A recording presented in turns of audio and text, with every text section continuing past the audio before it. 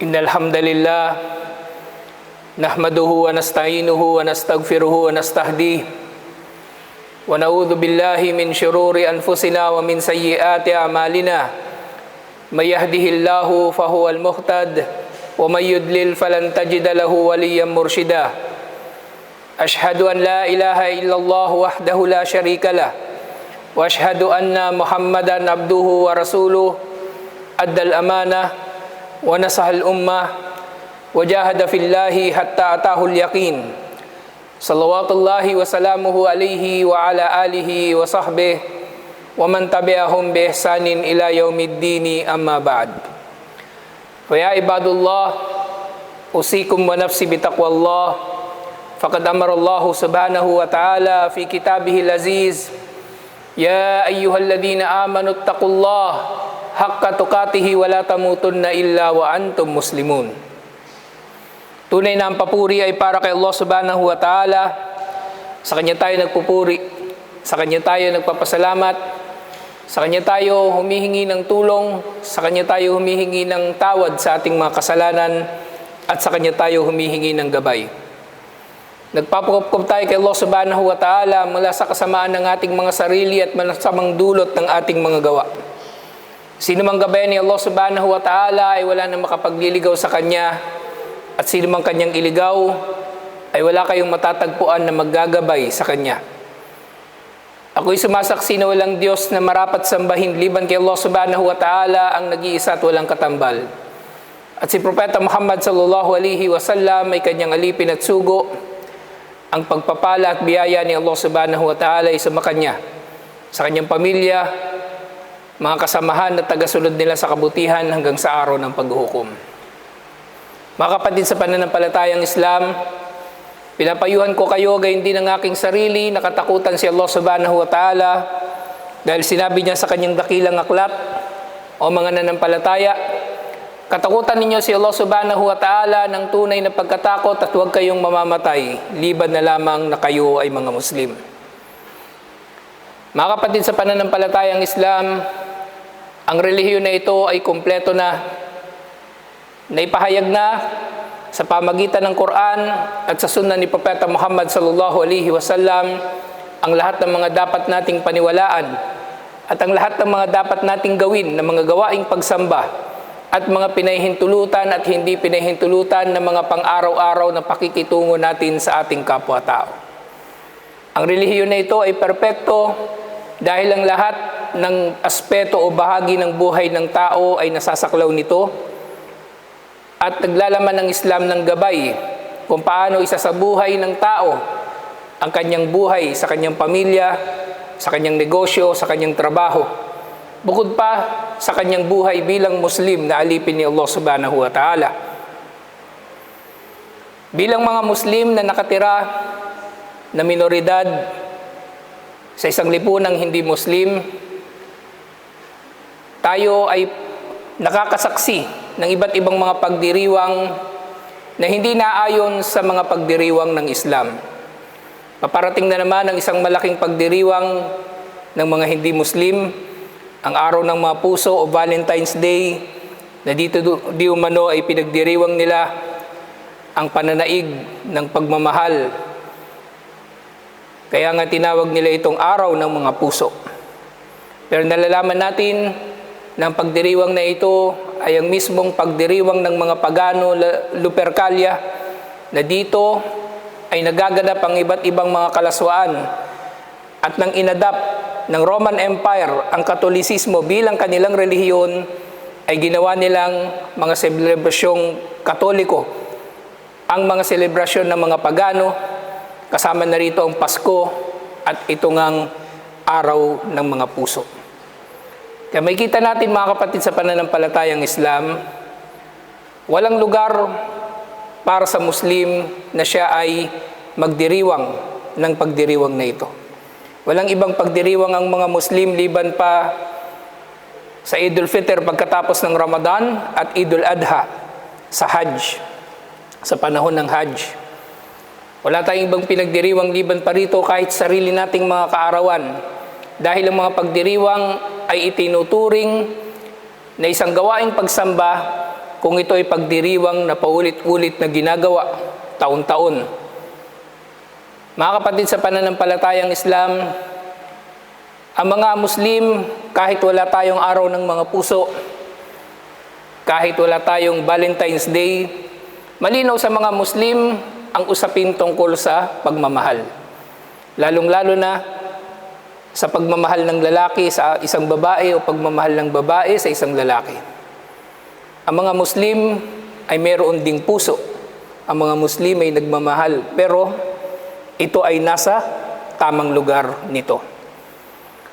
Ng tamang lugar ng pagmamahal, mga kapatid sa pananampalatayang Islam, ay walang iba kundi sa pagiging mag-asawa, hindi sa pagiging mag-boyfriend o girlfriend o ano pa mang tawag nila sa mga relasyon na ito na walang kasal. Dahil si Allah subhanahu wa ta'ala ay ginawa niyang banal at ginawa niyang para sa dakilang layunin ang pagsasama ng lalaki at babae. Na sinabi ni Allah subhanahu wa ta'ala, wa min ayatihi an khalaqa lakum min anfusikum azwajan litaskunu ilayha. Na si Allah subhanahu wa ta'ala, sinabi niya na kabilang sa kanyang mga tanda na lumikha siya para sa inyo mula sa inyong mga sarili ng mga mapapangasawa upang kayo ay makatagpo ng kapanatagan sa kanila. Na ang kapanatagan na ito ay ang kapanatagan na ang tao ay nabubuhay para kay Allah subhanahu wa ta'ala sa tulong ng isang katuwang ng kanyang asawa. At karugtog dito sinabi ni Allah subhanahu wa ta'ala, وَجَعَلَ بَيْنَكُمْ مَوَدَّةً وَرَحْمَةً. At dinulot ni Allah subhanahu wa ta'ala na sa pagitan ng mag-asawa na ito ay magkaroon ng mawadda, pagmamahal, at rahma, habag. Ibig sabihin, ang mag-asawa ay nagsasama hindi lamang dahil sa kinikilig sila sa isa't isa o gusto nila ang isa't isa o naaakit sila sa isa't isa. Dahil darating ng panahon ng anumang pisikal na katangian ng iyong tao na nagustuhan ay kukupas, lilipas dahil siya ay tatanda at manghihina.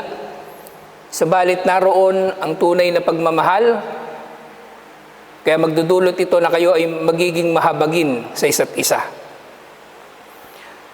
Mga kapatid sa pananampalatayang Islam, ang pag-aasawa ay hangad ng bawat isa sa mga Muslim na tinatawag nga ito na pagkakakumpleto ng kalahati ng relihiyon ng isang mananampalataya. Dahil ang mananampalataya kapag siya ay nag-aasawa para kay Allah subhanahu wa ta'ala at nag-aasawa lamang ng matuwid na babae o lalaki upang tumulong sa kanya na mapunan ang mga obligasyon ni Allah subhanahu wa ta'ala. Hindi pinapakasalan ng sino man dahil sa siya ay gwapo, maganda, mayaman, sexy o ano pa mang katangian.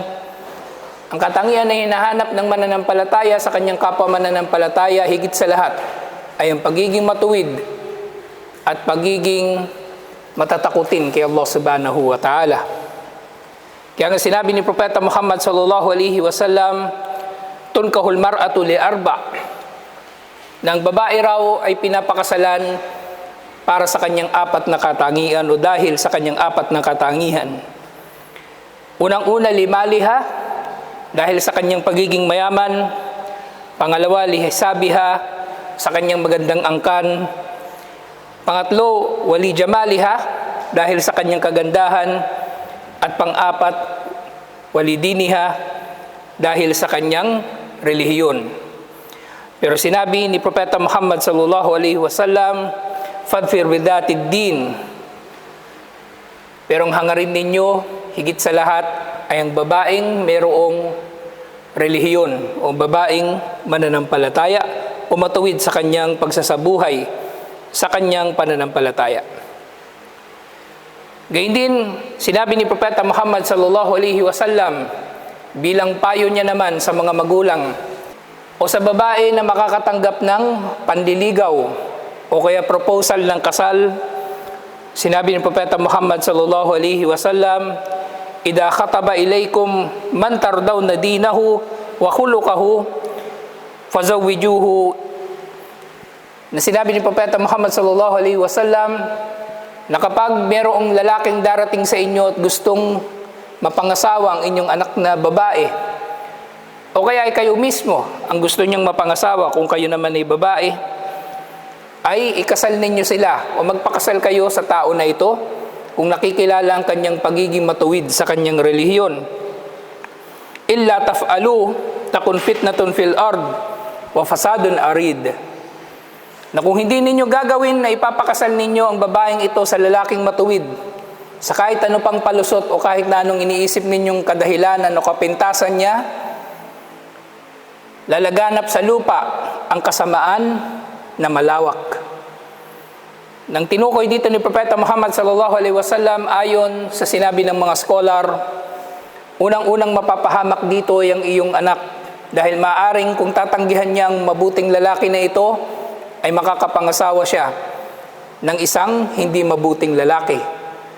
O kaya maaari rin naman na mangyari na magkakaroon ng kaguluhan sa pagitan ng mga pamilya na ito, o maaari rin naman na ang lalaki ang magkakaroon ng problema sa hindi pagkakatuloy ng kasal na ito. Subalit ano-ano pa man, para sa sino man, lalong-lalo na sa kalalakihan, ang obligasyon na mag-asawa kung siya ay meron ng kakayanan. Sinabi ni Propeta Muhammad sallallahu alaihi wasallam, "Man istata'a minkumul ba'a falyatazawwaj." Sino man sa inyo ang magkaroon ng kakayanan na mag-asawa. At ang tinutukoy dito ay hindi lamang pinansyal, bagkus ay lahat ng aspeto o bagay na may kinalaman sa pag-aasawa. Pati emosyonal, psikolohikal at iba pa. Dahil maaaring merong lalaki na may kakayanan nga siya mag-asawa, meron siyang pagnanasa, o meron siyang yaman, pero hindi naman siya emotionally matured upang managot sa kanyang asawa, nananatili siyang umaasa sa kanyang magulang bilang halimbawa, o hindi siya nakakapagdesisyon para sa kanyang sarili. Ang pag-aasawa sa ganitong kalagayan ay maaring ipagpaliban ng tao na ito hanggang sa gabayan siya ni Allah subhanahu wa ta'ala na magkaroon siya ng tatag. Pero kung hindi man niya ito nalalaman sa kanyang sarili, mas mainam pa rin ang mag-asawa. At kapag naroon na siya sa kalagayan na yaon, ay tama niya ang dapat niyang itama sa kanyang ugali. Lalong-lalo na sa usapin ng pagtutustos sa asawa. Na sinabi ni Allah subhanahu wa ta'ala sa Quran, "Ar-rijalu qawwamuna 'alan nisa' bima faddalallahu ba'dahum ala ba'd." Na ang kalalakihan, sila ang tagapagtaguyod ng kababaihan ayon sa kung ano ang ibinigay ni Allah subhanahu wa ta'ala ng nakahihigit sa iba pa kaysa sa iba pa.